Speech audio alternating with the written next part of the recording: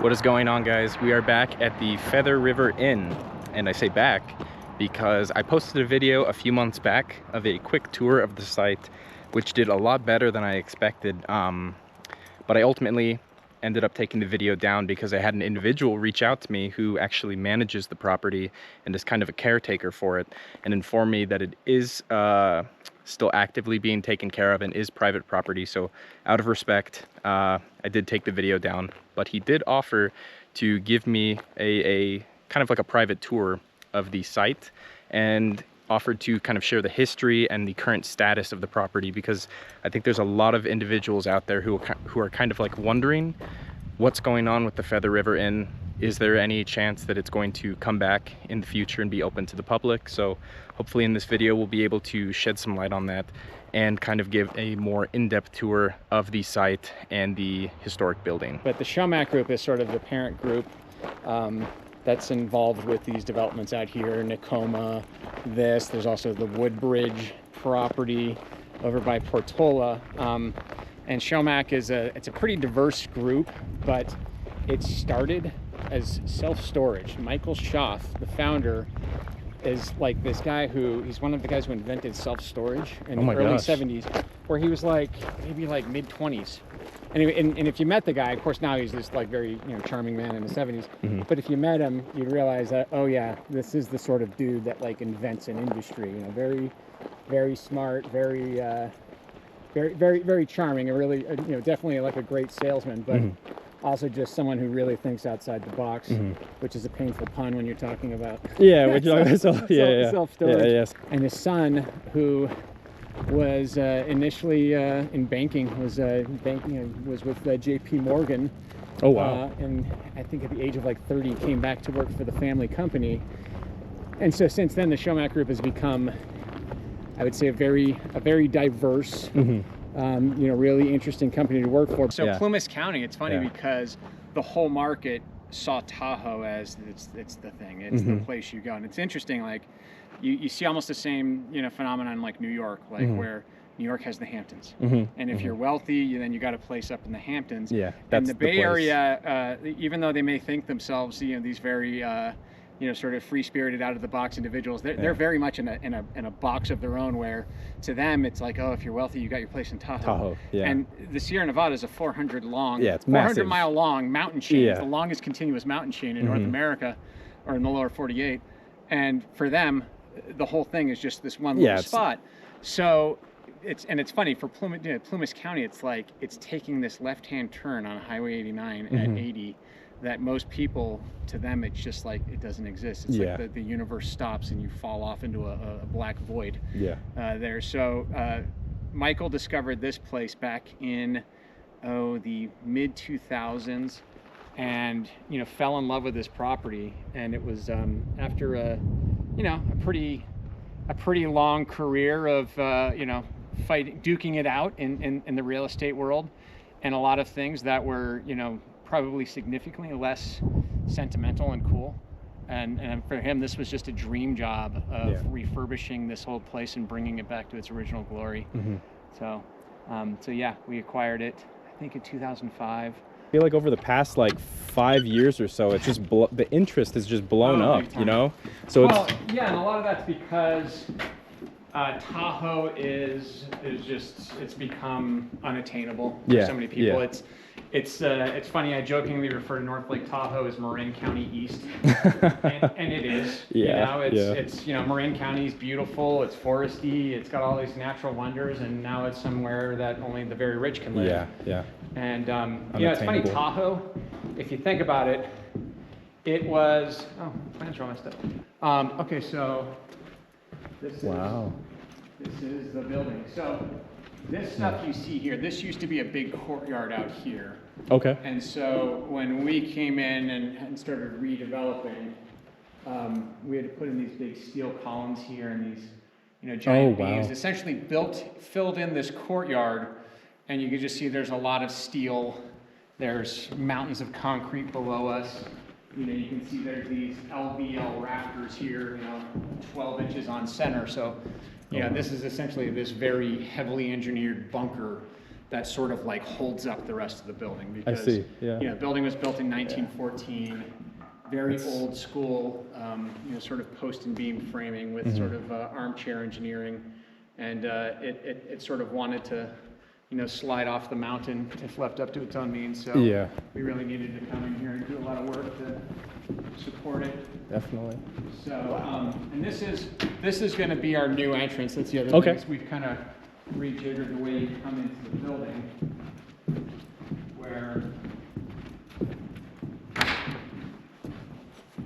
you know, so there's going to be a big porte cochere out here, you know, and then, you know, formal entrance in this way.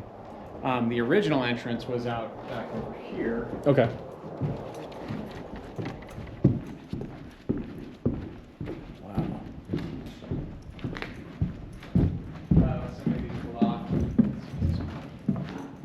So where would the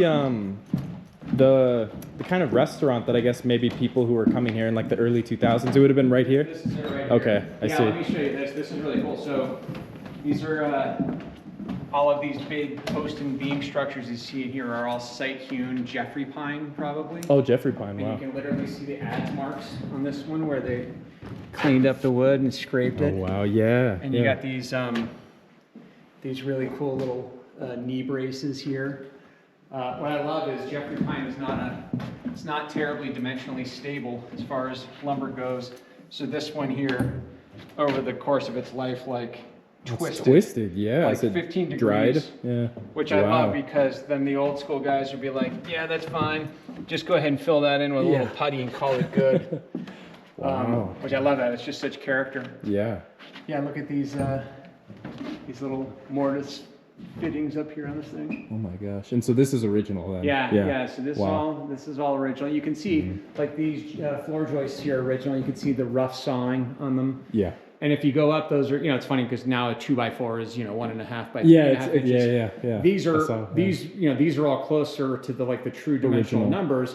But it's funny, there's a substantial variance in them where it's like, oh yeah, it's a 2x10. Yeah. So it should be, but some of them are like 2 1/8, some of them are 1 7/8, whatever. So pretty cool. And then you can see back behind the wall here, that's true old school lath and plaster. So whereas in a modern house, you find 4x8 sheets of drywall, you know, in the old days, they put up lath, you know, that little thin strips of wood there. And I see. Yeah, and then the plaster. I see. Yeah. So you know, obviously that was a lot more labor intensive. Yeah, big time. Yeah. So this was the original entrance here. Okay. And yeah. And as we've been shut down, we spent a few years actually watering the golf course and mowing it and whatnot, and then we kind of decided it wasn't a good use of water to just have it as a showpiece, so we put it to bed. But so this is the 9th green sort of bowl right here, and in the old days, people would get shuttled up from the train station on stagecoach. Yeah, that's right, because there was actually a stop on the railroad, right? Yeah. Yeah, and they'd get shuttled up on a stagecoach and then come in here. And so, you know, when this thing's irrigated and stuff, it's really impressive. Yeah. This is sort of like, this is the view that really defines this property. And it's funny, these peaks up here, these are the peaks of the Lakes Basin. And they sort of define the views everywhere in our area. So like over at Nakoma, we're looking at the other faces of them, you know, where Mills Peak is very noticeable. Elwell over here, this is Eureka. Eureka kind of, you know, steals the show over here. Eureka, by the way, have you done anything on the longboards and all of that? So we went to the longboard races actually, and I think we went to the ones in January, but I went to the previous one as well too. I haven't made a video of it yet, but that's need to do it. It's just Yeah. So let's see here. So you can see it right. So there it is. So right there on the sort of western flank. Oh my gosh, Eureka is that the That's the ski run there. Whoa, that's the slope right there. Yeah, so that video will be coming out in the future, but then that's the Johnsville Ski Bowl right there. Wow. So that's kind of our big view up there is the Lakes Massive Basin view. peaks. Yeah. So So the property kind of got started in 1914. The Western Pacific Railroad had this route through here, and it sort of made sense for them to, you got to stop the train and refuel and whatnot. It made sense to say, let's have a place for people to get off, spend some time, spend some money. So the railroad actually developed this property in 1914. So it was the railroad actually that it was sort of a subsidiary group. Yeah. I forget the name of it, but they had some company that set this thing up, and literally 100 years ago. Yeah. So and then this golf course here, came in I think in 1921, at which point it was like the second oldest golf course in the Sierra. I think the Ahwahnee put a golf course in before that. But golf course was still on the rise back then. And then it was handed down through a series of ownership entities for a number of years, and then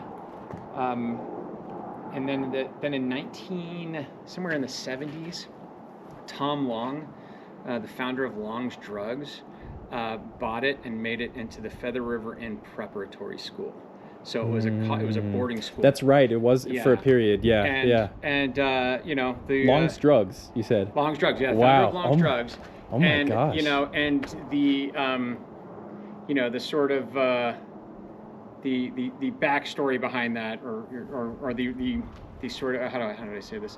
The narrative around that was it was home to a lot some wealthy kids with a good bit of mischief in them. I see. So there's a lot of stories just about the mischief, the stuff the things they went on. These kids would get up to for a certain number of years, and so I can imagine. And I think Tom may have had a kid or two that sort of fit that description. So it worked out to be the guy who owns the boarding school for a while. And then at the end of that period, and I want to say I don't think that was even 10 years. So I want to say somewhere in the late 70s or early 80s, he just sort of randomly gave it to the University of Pacific, which he had some relationship with UOP. I actually just Googled this because I was, figuring I'd be on film talking about it. And he wasn't, I don't think he was a graduate of UOP, but there's buildings named after him at University of Pacific and whatnot. So he had some relationship with that university. He seems to have graduated from Berkeley, but he gave it to the University of Pacific, and the University of Pacific ran it as sort of a retreat campus. Did some lodging, kept the food and beverage going. So there's a restaurant open at the time and whatnot. And then our group picked it up from the University of Pacific. Like I was saying, in the mid 2000s, in 2005. At that point, the property had really it was really showing its years. Deteriorated, right? And it needed a bunch of work. The University of Pacific had already confronted that and gone to the county and prepared a plan for redeveloping the property. Something that's called a mitigated negative declaration, which is sort of a very lengthy development plan and a series of mitigations in lieu of an environmental impact report, which is just basically a way of the government saying, okay, you guys have sort of checked all the boxes, and what you're doing here is not going to be of significant impact. Go ahead and do it. And then our group bought it with that the short phrase is mitigated neg deck, or just neg deck, with that neg deck in place. Started the work, started building these cabins you see here. Refinished the Rainbow Theater, and we'll check that out. Built the golf pavilion over here. And then a group, an anti-growth group that was active in the area, rabble-roused over the whole thing, and ended up suing the county, or forced the county into going back and doing an EIR, which then we had to fund. And then that same group sued the county over the EIR, which is really sad because all of this was going into the downturn. And so you had a lot of people who were really banking on having good solid jobs working here, and that all got held up as this group sued the county. But our group at that time just said we know what we're doing is right, and we've been pushed around like people like this for too long. Well, in particular, Michael Schaaf, at that point had been developing for 40 years. He just said, I'm just not kowtowing to these people. We're going to push through with this project. And so we saw the whole thing out, prevailed in court, but then the court, almost as a, almost out of a feeling of like, well, you need to show something for all of this hullabaloo. Well, you need to do the flood study in advance of anything else, and then the flood study, we had to do this FEMA map, revision, which was delayed pretty massively. So between all of that, the disruption caused by all of that was a solid 11 years plus. Yeah. And everyone's asking what's going on with the Feather River Inn, what's going on with the Feather River Inn. We're pulling a lot of the documents out and sort of starting to chart that path forward on this thing now, and I can't say a whole lot about that because to be honest with you, I don't know what it actually looks like because we are still kind of figuring this out. But especially given the success we've had in Tacoma, we're a lot more positive about hitting the go button here. Yeah, but you could say that there is work being done to progress things for sure. There's certainly paperwork. Yeah. Something like this can't just be turned on overnight. Yeah. No, so, it's a weird project because it's got, it's just got so much to it, and it's just so, I don't know. It's so it's very unusual because it's a big project that's just got a lot of moving parts that all sort of push on each other. So you really want to have a very tight game plan and move forward with it. So what year were these buildings look pretty much completely built. What year was kind of the pause, would you say, on everything? The pause was, I want to say around 2007, 2008. So, when I got here in 2010, these were actually under red tag. I had to ask for permission to, because we had the waterproofing membrane all over them and stuff, and we were replacing it, and I asked the county for permission. Can we just finish these things on the outside? To get them. And they gave us permission to do that. Nice, so we were able to shell them out, so they're totally finished on the outside, and they're just sort of studs in plywood on the inside. So now we're kind of at our leisure to get back in there. But at least they can hold up to the elements. They hold up to the elements. Honestly, the cool thing is that then we're sort of at. It's funny because the potential uses of a property like this, the programming, the styles, the finishes, the things you would do in these things have changed substantially. Over the past 15 years. So now it's like you're sort of like, okay, we're in a better position for having been able to hit the pause button for a decade, and then come back in. Especially because, like you're saying, Plumas County is on so many people's radar now that it wasn't then. Huge. And there's been sort of a generational shift in. Sort of what you do in this place. Our demo, I can figure out who's gonna fit in Plumas County, who's gonna buy real estate, who's gonna really love it here by how they describe the drive on Highway 89. What they say about it. Because you get some guys who drive up here, they drive up the 80, they turn left, they get on Highway 89, and by the time they get boots on the ground here, they get out of the car and they say, oh, what the hell was that? I was just driving all over. Where am I? I'm in the middle of nowhere. I just drove 45 minutes, and then you get other people who get out of the car and they say, "Oh man, that was the most amazing. That was awesome. That was beautiful. I saw meadows. I saw these peaks, and all this stuff." So obviously, the latter people, those are our people. Kind of retaining walls. Those out there, were those added in kind of the same? Okay. Yeah. So these foundations you see back here. These are going to be the sort of the newer hotel units. Oh, okay. So when it's all done, you'll have the option of staying in the historic old hotel. Okay. And then, or in one of the sort of the newer, cottage type units out here. So that that you see there, that retaining wall is going to be the back of those, and the floor of the upper story. So there's a road back behind there, and that rockery wall you see is up beyond that, and then we'll have some cottages up on the hill. Behind that, and then going all the way around here. And then, there's a big cedar right there. So, and we can go up there and check out the view from up there. But it's just amazing view of Eureka Peak. I can imagine, with the extra, the height over there, then also with the historic building in the view as well too. That's probably beautiful.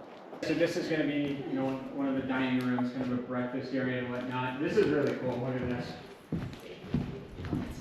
This came with wow. Oh my gosh. We never got into it.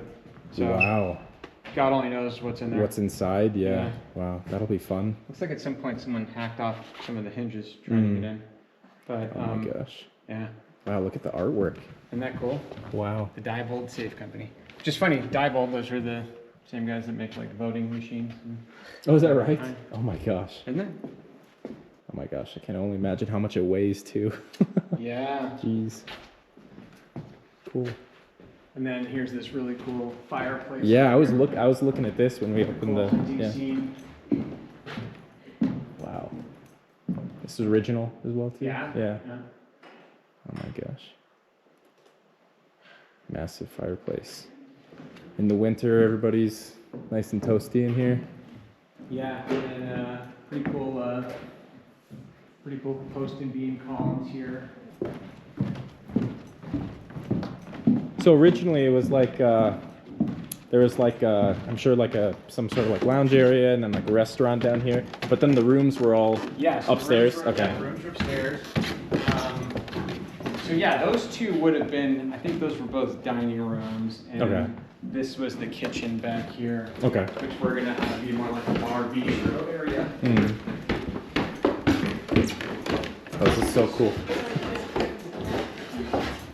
So this is the second floor.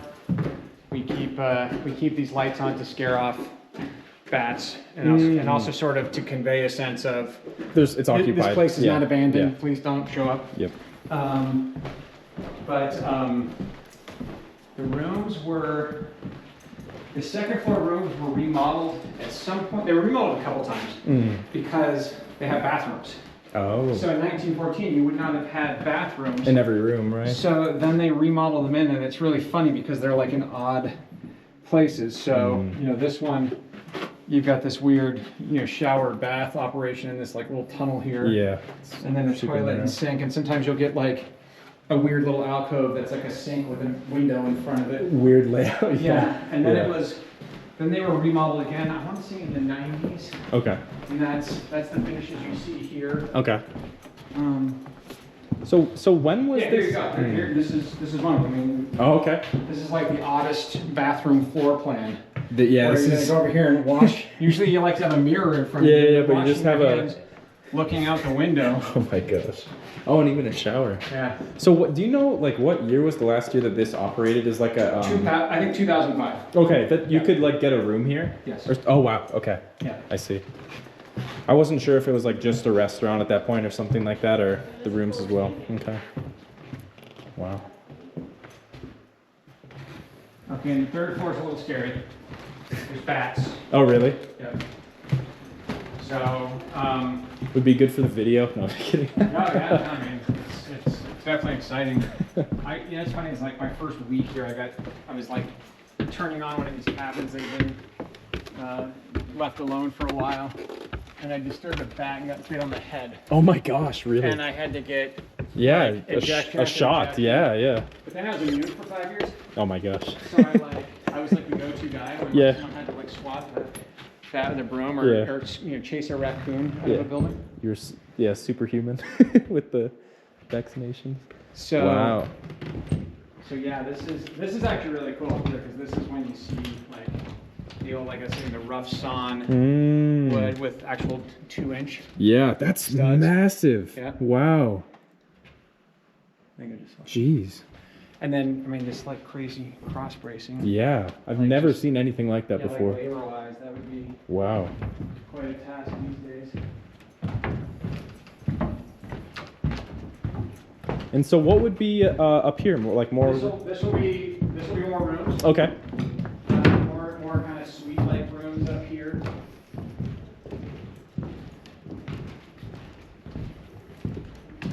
I got some wasps there. That should be their thing.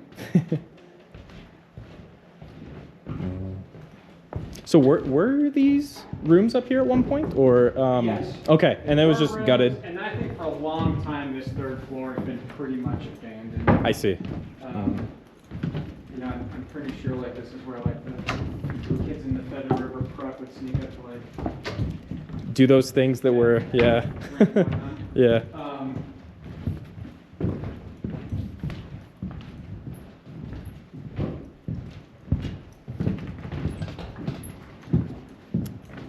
Yeah, it's funny because everyone down there, one of those guys will like show up and tell us stories. Yeah.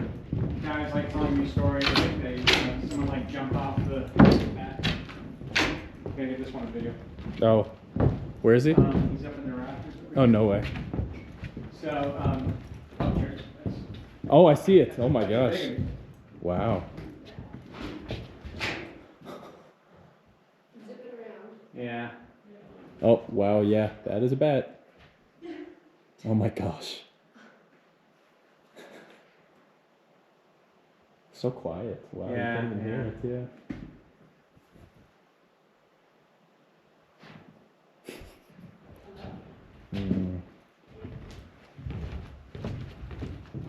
I remember you saying like some of the kids like fell off the building, like broke his leg. Oh my There were gosh. like no adults around, so they like stole a bus and drove him to the hospital. And then, then everyone's denying. When the adults finally show up and one of these kids is in the hospital in Reno, everyone's denying Yeah. who stole the bus. Yeah, it wasn't me. Yeah, no. But this is pretty cool. This little eyebrow dormer here. Wow. Yeah, that's a. It would be hard to get a replacement. Yeah, seriously. Yeah.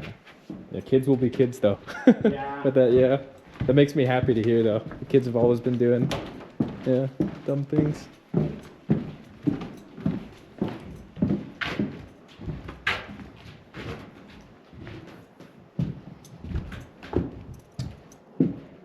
And then you said this will be the new front of the Yes. building? Okay.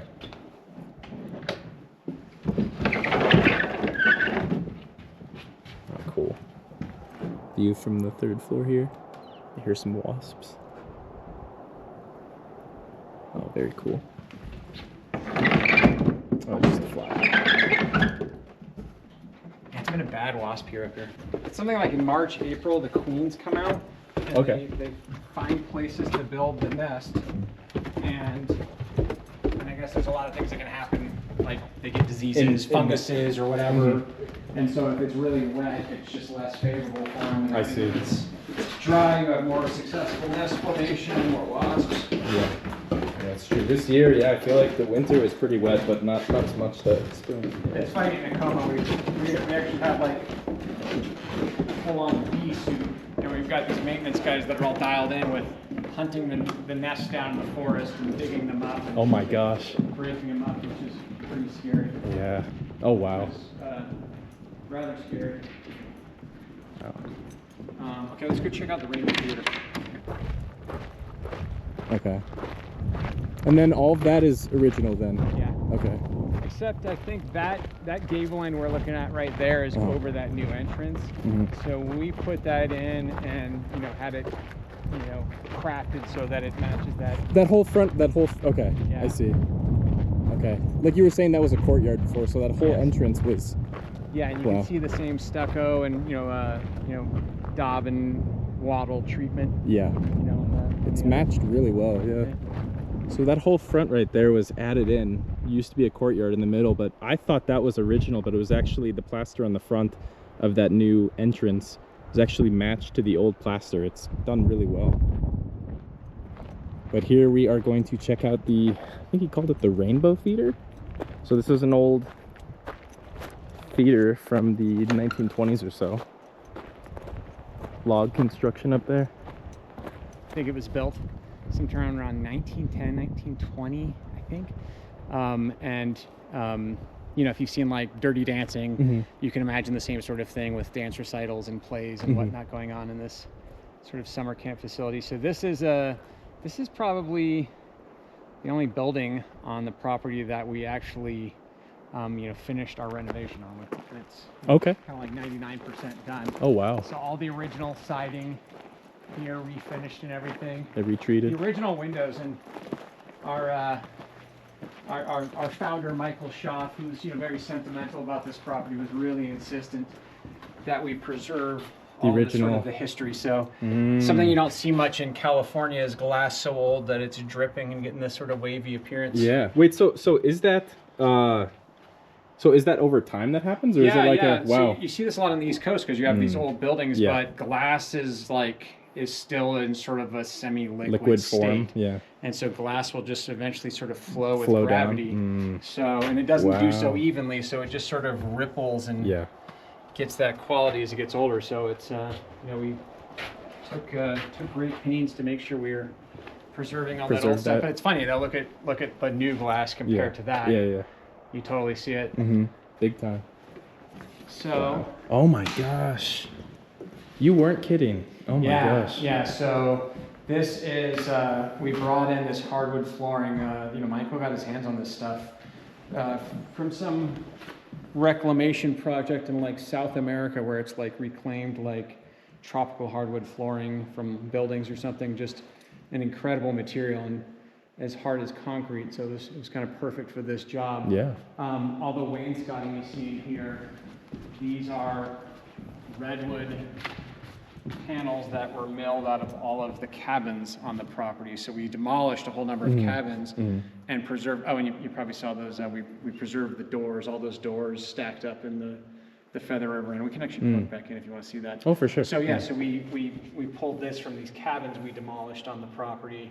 And it's cool, this is old growth redwood, so it's really tight grained, it's a much harder product than you get from redwood nowadays. I mean, as an example, if you look at that, look at the tight How ribs. tight they are, compared to... Yeah, if you go buy a 2x10 of Conhart redwood. Way more spaced out, right? Yeah. That is cool. Look at that. Way heavier too, right? Yeah. Now and then here's the stage for plays, concerts, whatever. Wow.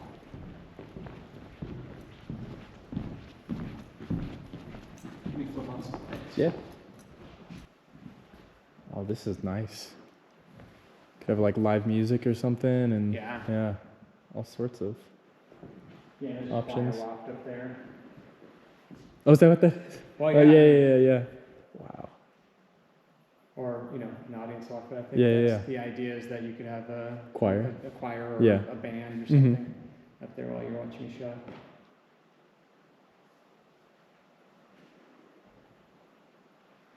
Oh, this is cool. When was this finished? Or This was finished before the Troubles. Oh, okay. So I see. I want to say 2000. Well, 2008-ish. We did we did the final, you know, finishing on the floor and stuff in like 2010. So 2010, and it's like still it's not like 100% done, because you don't have connection to the utilities and all of that. So there's still a couple little some stuff to do. Yeah. Yeah. But it's nice though. I feel like the finishes are like very timeless. Yeah. You know. Yeah. The redwood and whatnot. Wow. Cool.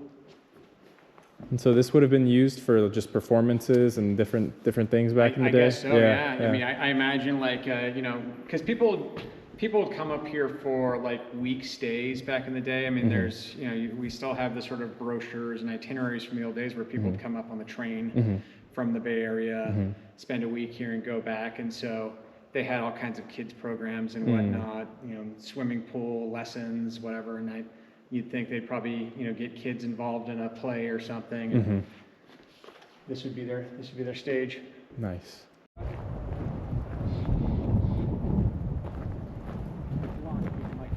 Yeah, for sure. 7,000 feet. Oh wow. So it's like super perennial. Even during the worst droughts, it flows still strong. going. Nice. It's got brook trout in it. Oh wow. Yeah, and in the old days, they generated energy on property with hydroelectric from Bonta Creek. Nice. I know by Johnsville they used to have a I think it's still there. There's like a hydroelectric little plant thing on the river up there. Oh really? Yeah, and I think like there's like a old Westinghouse generator thing. So it's locked, unfortunately, but yeah. So similar style to like Rainbow Theater, post and beam stuff. Yeah. So this would be where you check in for golf. Golf. Okay. Do you want me to show you the doors and windows? Yeah, here? yeah, that would be awesome. Yeah. Let's point that out. And so there used to be a number of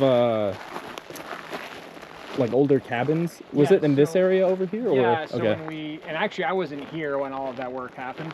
But when we took over the property, we had to demolish a bunch of these existing cabins that I think were up on this hill and whatnot. Okay. There's actually a couple of them that are still here. Oh, really?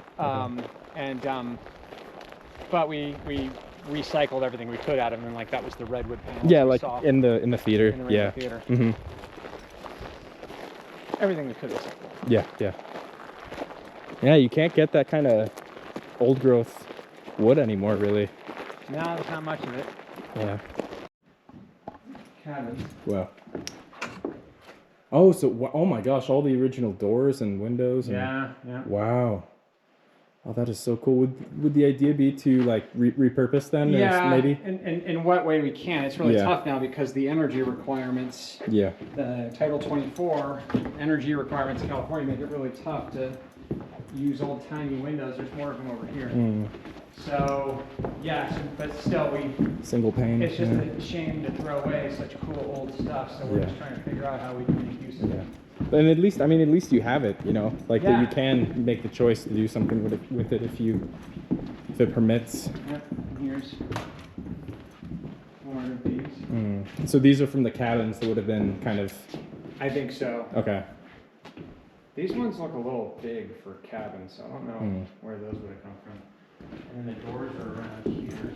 So this is going to be sort of the bistro bar, kind of like light dining fare area, which would be cool. You come in and check into the hotel, walk in through there, and here's this very casual dining spot right here, and then the two formal dining areas on the other side. Mm-hmm.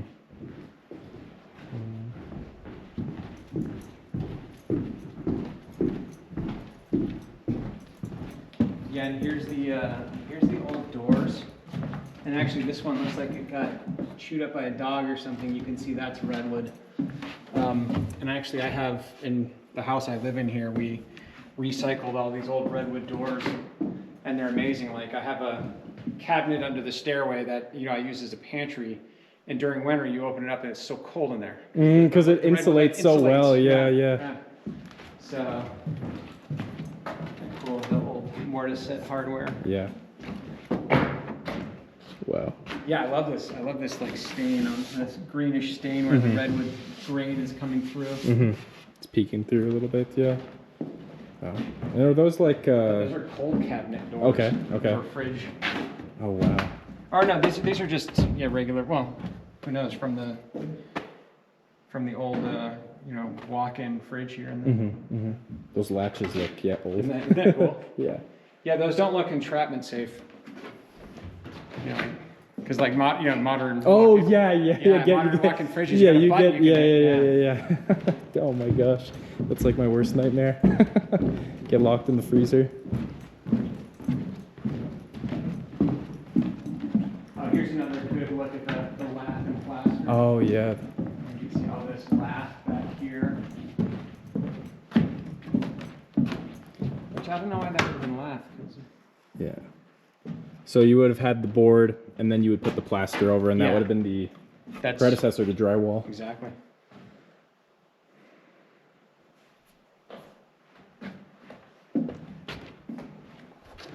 Yeah, and this was sort of the next step in that, where the lath is a metal screen.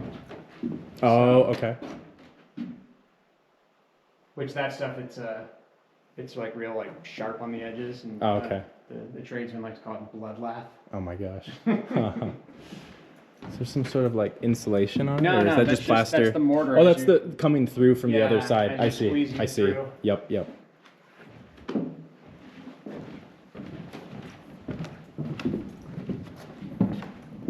I mean, so it's a lot more work, but it's cool. I think it gets you a more massive product. I think.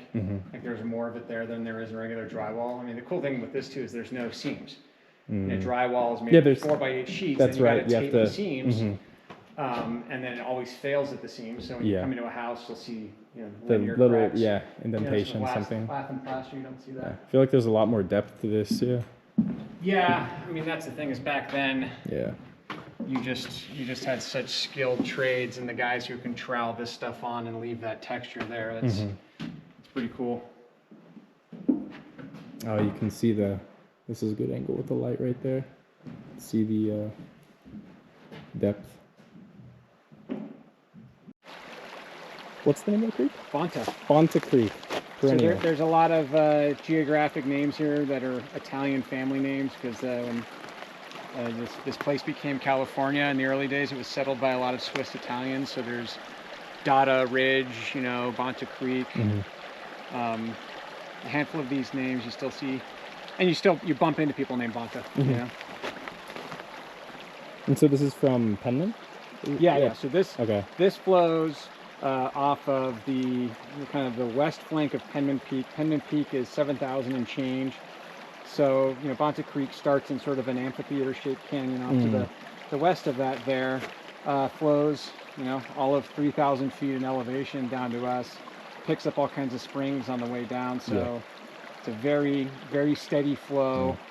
I mean, it'll like flood during crazy springtime or whatever, but during the driest of years you come out, and it's maybe an inch lower than it is now. I was going to say, this is very healthy for the lack of precipitation, I feel like, this summer, you know? It's weird. Spring. It's very constant. And so, and we have 2 retention ponds uphill on Forest Service land that were put in way back in the day.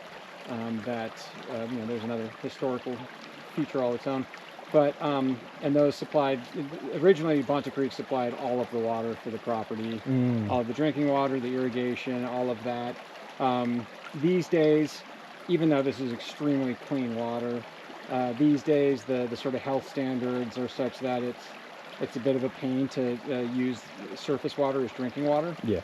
So, you know, our plan is, you know, have all of the domestic water come out of wells. There's really good producing wells on the property. And then we'd still use Bonta water for irrigation and potentially for fire. I see. And then at one point, the Feather River Inn was actually the electricity generated hydro, right? on site with Bonta Creek. So yeah, a lot of the life of the inn was tied to this.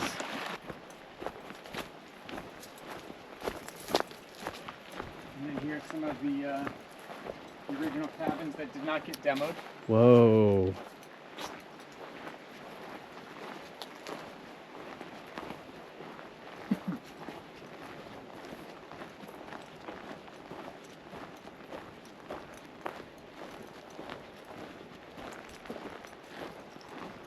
This used to be this is funny, this is the old accounting shack here. Oh my gosh.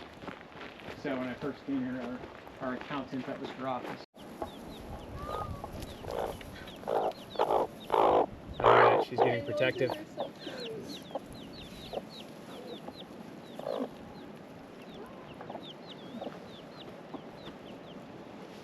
Goats and chickens on site at the Feather River Inn.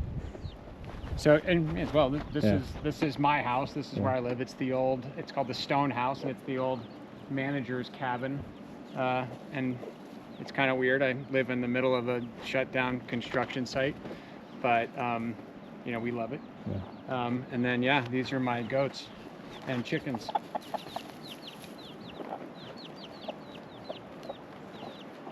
All right, let's get Cassidy squeezing. For sure, yeah. Can you squeeze a chick? Yeah, definitely. But a big point is that this place is occupied, so please don't trespass. If you do want to visit, I will put like an email address for, you know, you can reach out with questions and stuff like that, but the site is occupied.